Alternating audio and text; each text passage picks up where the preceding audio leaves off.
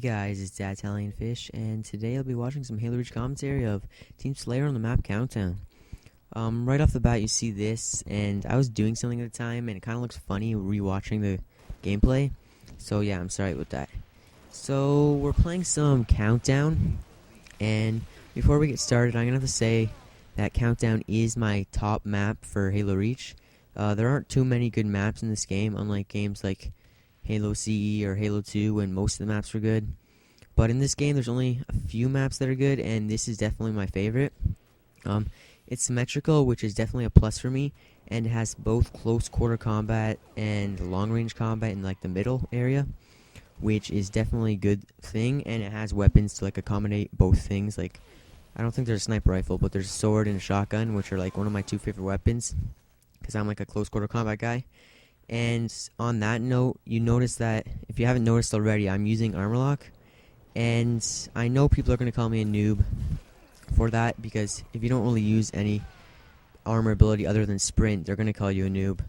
But I use armor lock mainly because grenades are like really overpowered in this game. Back in like Halo 3, if one grenade would take down your shields and another grenade would take down your health.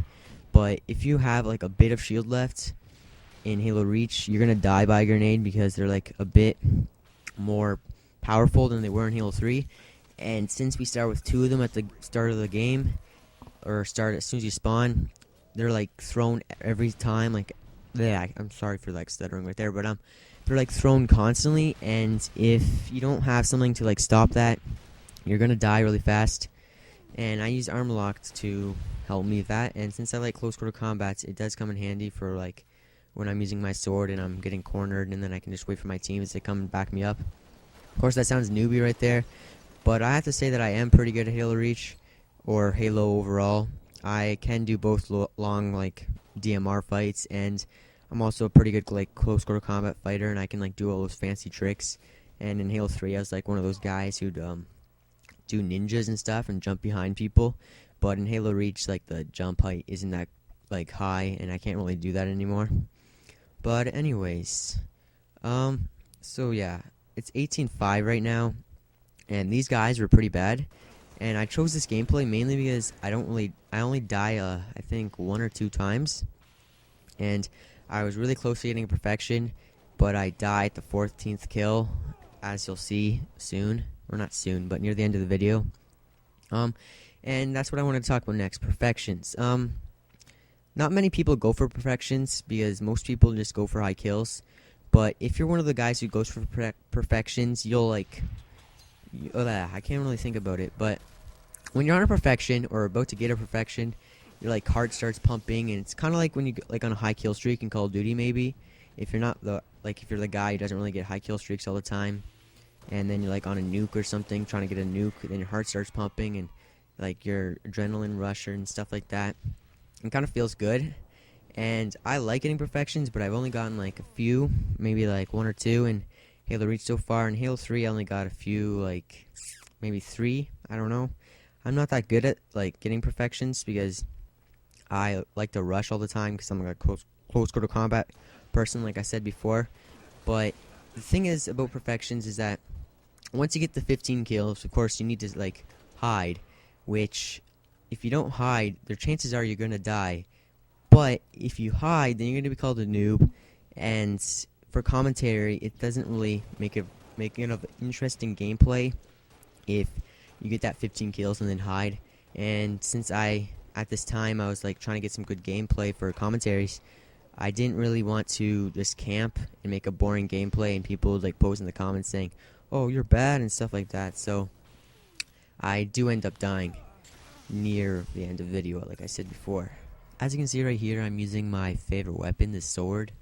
That seems kind of newbie to have your favorite weapon as the sword. Well, most people would say their favorite weapon is like the DMR or the sniper or something like that. But I know I've already said this like 3 times, but I am a close quarter combat guy, and the shotgun is pretty good, but I kind of like the sword better. I don't really know why, but the sword has that lunge, and it just seems more rewarding to get the kill than with the shotgun. And I'd be really interested to know what your guys' favorite weapon is. I know that most people would say something like the maybe like rocket launcher or sniper or DMR, and there aren't too many like people who like the weapon like the concussion rifle, or I don't really know what other weapon, maybe the plasma repeater or something like that. But something else I want to talk about is concussion rifle. I used it earlier in this video, and the concussion rifle is kind of like the brute shot, except for it doesn't have that little spike at the end, and it doesn't have more like increased melee damage when you hit someone with it. But yeah, I'm using the concussion rifle right now. But it's actually like really good, and I know that most people don't really use it, but it's probably my second favorite weapon in the game, because when you use the concussion rifle, it kind of like bounces the enemy or yourself or whoever you're shooting at in the air, and you can't really like run away from it with sprints, because you can't run when you're like getting bounced up in the air. And you also can't use that armor lock, which stops people from like deflecting it, because it bounces them like up in the air, so they're not on the ground, and you need to be on the ground to use armor lock. I just kind of failed at it right there. But anyways, since no one can really run away or like protect yourself from it, it's like a really good gun as long as you have like full clip and you can just keep on shooting them constantly. And yeah, again, I failed again. But the thing is that you have to shoot at their feet, so they can't like do the armor lock or sprint away. And then once you do that, it's a really good gun. But the video is almost over, so if you like the commentary, please subscribe to both me and Elite Gamers, and peace out.